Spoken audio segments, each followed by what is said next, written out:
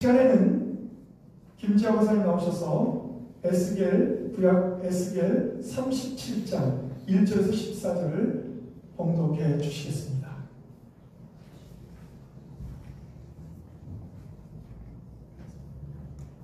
여호와께서 권능으로 내게 임하시고 그의 영으로 나를 데리고 가서 골짜기 가운데 두셨는데 거기 뼈가 가득하니라. 나를 그 뼈 사방으로 지나가게 하시기로 본즉 그 골짜기 지면에 뼈가 심이 많고 아주 말랐더라. 그가 내게 이르시되 인자야 이 뼈들이 능히 살 수 있겠느냐 하시기로 내가 대답하되 주 여호와여 주께서 아시나이다. 또 내게 이르시되 너는 이 모든 뼈에게 대언하여 이르기를 너희 마른 뼈들아 여호와의 말씀을 들을지어다. 주 여호와께서 이 뼈들에게 이같이 말씀하시기를 내가 생기를 너희에게 들어가게 하리니 너희가 살아나리라. 너희 위에 힘줄을 두고 살을 입히고 가죽으로 덮고 너희 속에 생기를 넣으리니 너희가 살아나리라. 또 내가 여호와인 줄 너희가 알리라 하셨다 하라. 이에 내가 명령을 따라 대언하니 대언할 때 소리가 나고 움직이며 이 뼈 저 뼈가 들어맞아 뼈들이 서로 연결되더라. 내가 또 보니 그 뼈에 힘줄이 생기고 살이 오르며 그 위에 가죽이 덮이나 그 속에 생기는 없더라. 또 내게 이르시되 인자야 너는 생기를 향하여 대언하라. 생기에게 대언하여 이르기를 주 여호와께서 이같이 말씀하시기를 생기야 사방에서부터 와서 이 죽음을 당한 자에게 불어서 살아나게 하라 하셨다 하라. 위에 내가 그 명령대로 대언하였더니 생기가 그들에게 들어가매 그들이 곧 살아나서 일어나 서는데 극히 큰 군대더라. 또 내게 이르시되 인자야 이 뼈들은 이스라엘 온 족속이라. 그들이 이르기를 우리들의 뼈들이 말랐고 우리의 소망이 없어졌으니 우리는 다 멸절되었다 하는다. 그러므로 너는 대언하여 그들에게 이르기를 주 여호와께서 이같이 말씀하시기를 내 백성들아 내가 너희 무덤을 열고 너희로 거기에서 나오게 하고 이스라엘 땅으로 들어가게 하리라. 내 백성들아 내가 너희 무덤을 열고 너희로 거기에서 나오게 한즉 너희는 내가 여호와인 줄을 알리라. 내가 또 내 영을 너희 속에 두어 너희가 살아나게 하고 내가 또 너희를 너희 고국 땅에 두리니 나 여호와가 이 일을 말하고 이룬 줄을 너희가 알리라. 여호와의 말씀입니다. 아멘.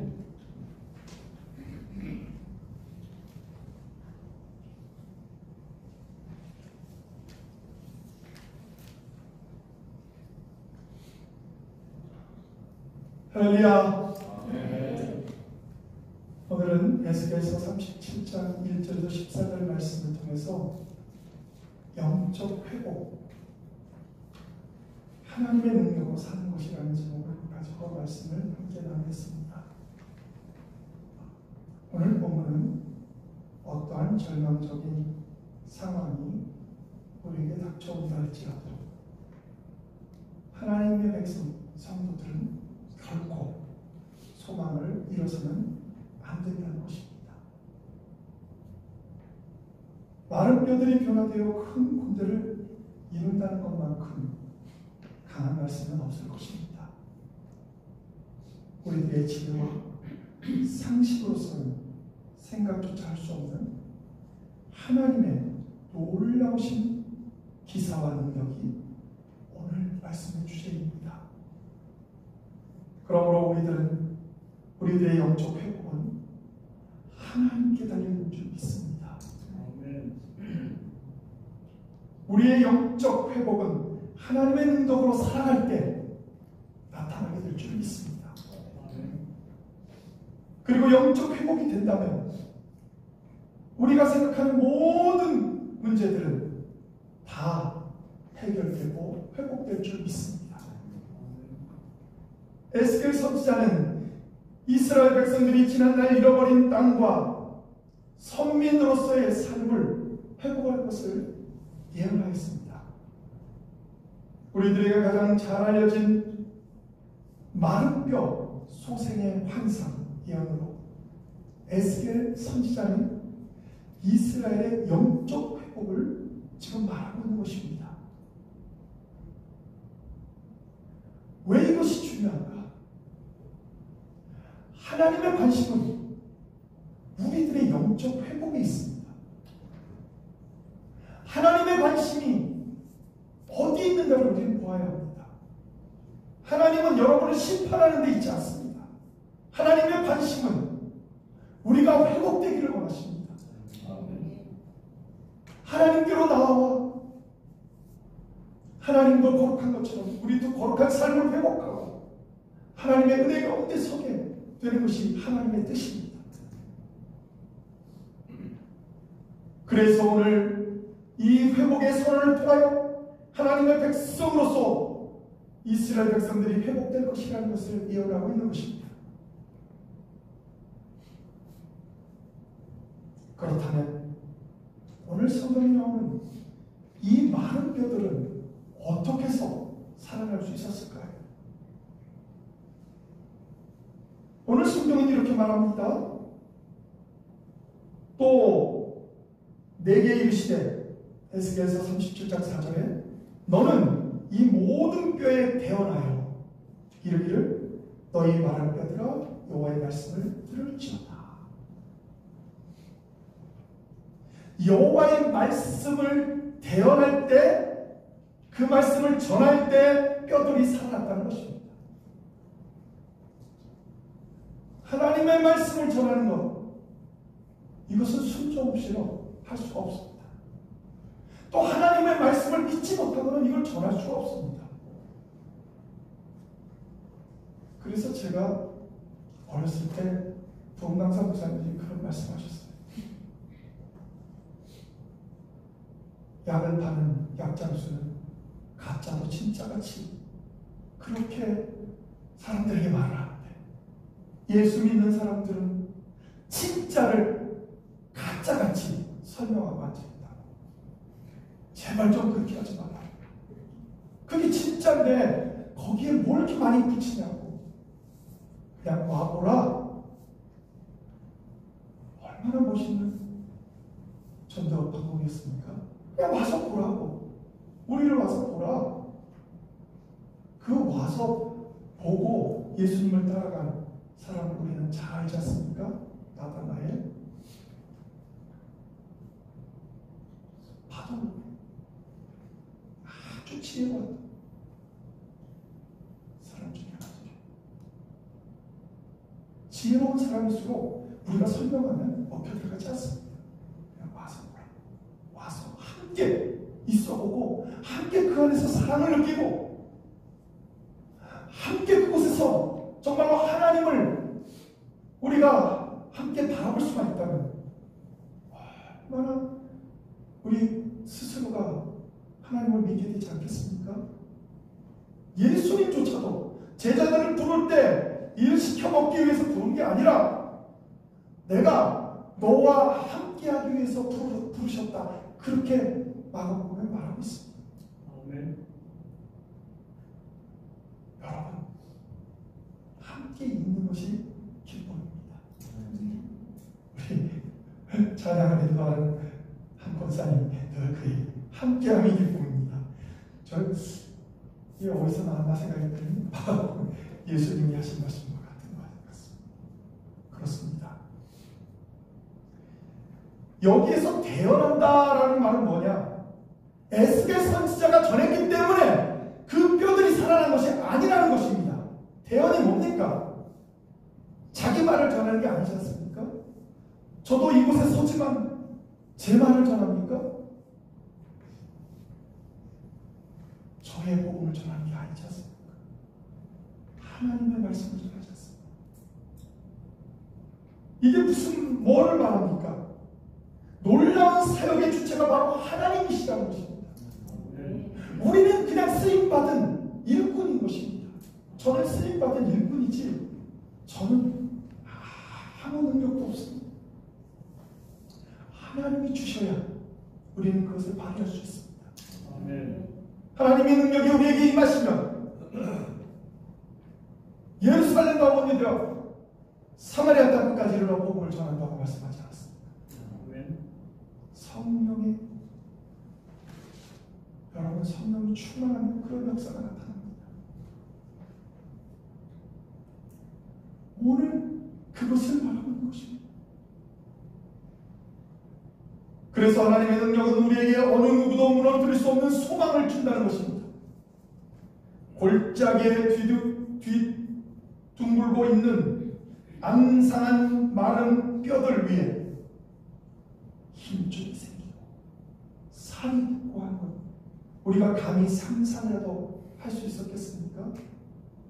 그런데 하나님의 말씀을 대언했더니 그런 일들이 벌어진 것입니다. 에스겔서 37장 5절 오늘 본문에 보면 주 여호와께서 이 뼈들에게 이같이 말씀하시기를 내가 생기를 너희에게 들어가게 하리니 너희가 살아나리라. 믿습니까? 아멘. 이 생기라는 단어는 로하흐라는 히브리 단어인데 이것은 호흡이라는 뜻도 있고 바람, 기운, 영, 용기 이런 다양한 뜻을 가진 단어입니다. 이 말이 본문에서는 어떠한 대상에게 생명을 부여할 수 있는 능력을 가진 하나님의 수격, 이것으로 사용된 말입니다. 하나님 없이는 우리의 영적인 회복은 절대로 가능하지 않습니다. 그런데 우리는 그 영적인 회복을 겉모습만 보면서 따라갑니다. 겉모습만 보고 따라가서는 결코 우리는 제대로 된 참 생명을 얻을 수가 없습니다. 오늘 보면 6절에 이렇게 말합니다. 너희 위에 힘줄을 두고 살을 입히고 가죽을 덮고 너희 속에 생기를 넣으리니 너희가 살아나리라.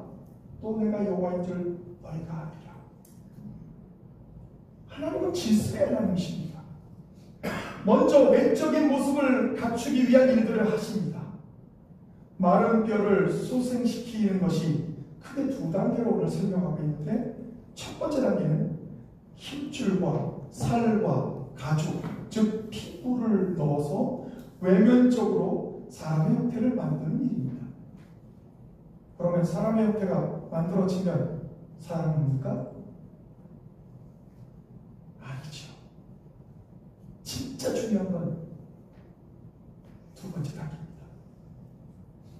생기를 불어넣어 생명의 존재로 만드는 일입니다. 그리고는 바로 하나님께서 이렇게 말합니다. 내가 여호와인 줄 너희가 아리라. 생명의 호흡을 불어넣는 그때, 그리고 그들이 살아서 움직일 때 내가 여호와인 줄 아리라. 사실 당시의 이스라엘 상황은요, 그냥 그들은 정복당했고 국토는 황폐화되었고 거의 모든 국민이 바벨론의 포로로 끌려갔습니다. 희망이라는 건 한 점도 찾아볼 수 없습니다. 우리나라 일제하에서도 30년이 지나니까, 한 세대가 지나니까 많은 정말로 조국을 생각하면서 끝까지 견뎠던 사람들이 자꾸 무너지기 시작했어요. 근데 이들은 70년간 바벨론의 포로로 잡혀가 한 곳에 모아놓은 것도 아니고 여기저기 퍼뜨려놨습니다. 그런데 하나님은 절대로 그들을 버리시거나 방치해 두시지 않았다는 사실을 우리는 알아야 합니다. 하나님은 온갖 모든 어려움 속에서 아파하는 우리들 곁에 도움의 손길을 준비하시고 또 그들을 피난처를 준비하시고 그들이 도움을 구하기를 기다렸다는 것입니다. 절망이란 의지하고 소망할 곳이 없는 자들에게만 필요한 것입니다. 여러분, 결코 절망하지 마십시오. 하나님이 끝났다고 할 때까지는 끝난 일이 아닙니다. 나는 이제 이번 생에는 망했어. 이런 얘기들을 종종 듣곤 합니다. 그런데요, 여러분, 내가 끝났다고 해서 끝나는 게 아닙니다. 하나님이 끝났다고 하면 진짜 끝난 겁니다. 그런데 하나님이 아직도 끝나지 않았다고 기다리고 계시면 우리는 아직 기회가 있습니다. 아멘. 그것은 하나님의 능력으로 우리를 회복시켜 주신다는 것입니다.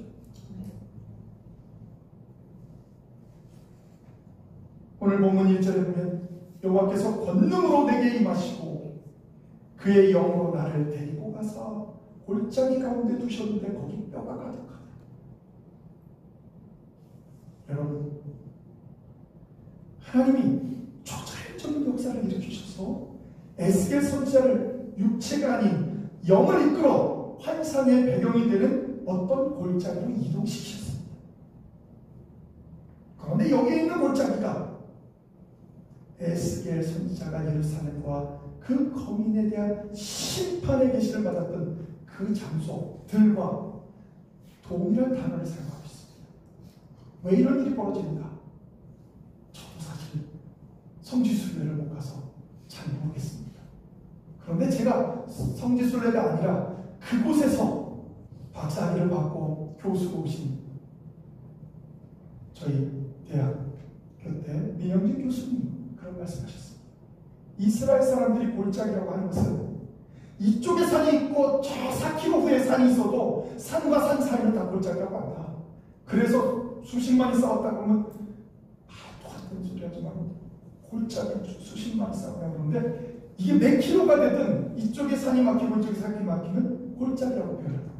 그러면 들이라는 표현이랑 골짜기라는 표현이랑 똑같은 단어를 사용할 수 있다고 합니다. 어느 장소이냐에 따라서. 이게 무엇을 말합니까? 에스겔이 하나님께서 심판을 선언하셨던 바로 그 자리에서 이제는 회복에 대한 환상을 보여주시고 있는 것입니다. 그렇습니다. 하나님은 우리들이 너무나도 힘들어서 멈춰선 자리, 쓰러져 있는 자리, 가장 힘들어하는 곳에서 그곳에서 회복시켜 주신다는 것입니다. 이 얼마나 귀한 말씀입니까? 이곳이 힘드니 또 다른 곳에 가서 회복하라가 아니라 이 힘든 곳에서 회복돼서 다른 곳에 가서 더 잘되게 하시는 분이 하나님이시라는 것입니다. 그럼 우리는 그 하나님의 능력을 덧입어야 합니다. 하나님의 능력으로 살아야만 우리는 우리의 삶이 회복될 수 있습니다. 온전히 회복될 수 있습니다. 계속해서 이렇게 말합니다. 거기 뼈가 가득하더라. 환상에서 본 이 뼈들은 여호와 신앙에 대한 회의로 영적 생명력을 잃어버린 당시에는 포로로 잡혀갔던 이스라엘 백성들을 말하고 있습니다. 지금도 수많은 영혼들이 이와 같은 삶에 빠져서 여호와 신앙에 대한 회의로 영적 생명력을 잃어버린 사람들이 얼마나 많습니까? 이 콜럼버스 지역에도 많이 있습니다. 직분을 가진 자들도 교회를 몇 년, 7년, 8년, 10년 안 나갔다는 게 자랑스럽게 저한테 얘기합니다. 이게 말이 됩니까? 최소한 부끄러울 줄 알아야 됩니다. 그런 것조차도 이제 느끼지 못합니다. 그런 상태에 이르는 사람들이 있다는 거죠.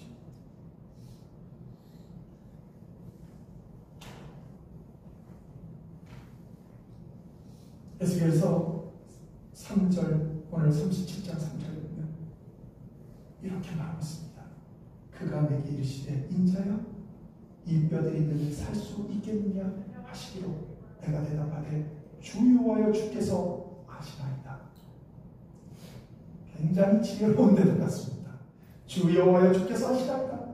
베드로도 주님 아시지 않습니까? 내가 나를 사랑하냐? 주님께서. 근데요, 지금 이 자리에서 하나님께서 우리에게 그렇게 묻으신다. 이 뼈들이 능히 살 수 있겠느냐?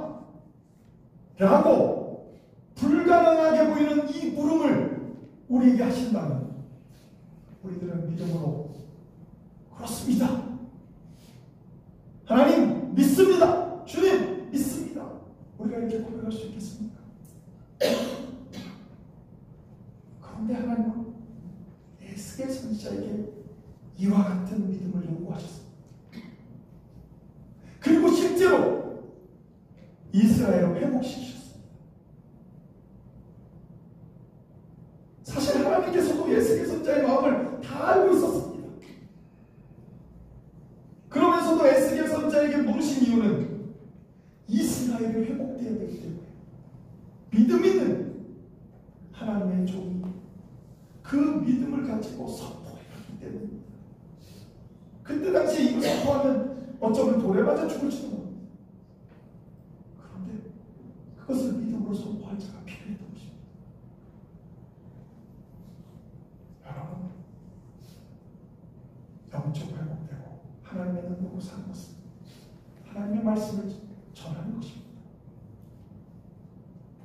교회를 양적으로 성장시킨다, 성숙시킨다, 그런 말을 하자는 것이 결코 아닙니다. 죽어가는 생명, 하나님께서는 그들을 지금도 바라보고 계시고, 하나님의 눈은 그들을 향하고 계시고, 하나님을 떠난 자들을 바라보고 계시는데 우리의 눈은 어디에 있습니까? 우리의 눈은 어디에 있습니까? 그 죽어가는 영혼들을 바라보는 것이 아니라 우리의 눈은 혹시 물질이 있습니까? 우리의 눈은 세상에 즐거움이 있습니까? 우리도 하나님과 함께 같은 곳을 바라봐야 되지 않겠습니까? 오늘 말씀이 그것을 우리에게 바라고 있는 것입니다. 그렇게 바라보고 순종할 때 뼈들이 붙고 또 그곳에 힘줄이 생기고 살이 오르고 가죽이 덮이고, 그리고 나서 마지막으로 하나님이 생기를 불어넣으셔서 그들을 구원에 이르게 한다는 것입니다.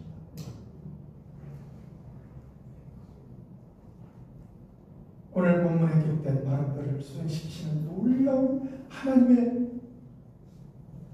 이 능력을 보면서 무슨 생각을 하고 계십니까? 그 행하시는 기사와 능력이 우리들을 향한 하나님의 정말로 놀라운 사랑과 자비를 증거하고 있음을 여러분 알고 계십니까? 마른 뼈가 혹은 지금 우리들의 영혼이 절망적이고 정말로 하나님 앞에 서기에 너무 부끄럽다고 생각할 줄 여러 개 있습니다. 그때 오직 유일한 소망과 회복을 주시는 분은 하나님이신 줄 믿습니다. 아멘. 기도하시겠습니다.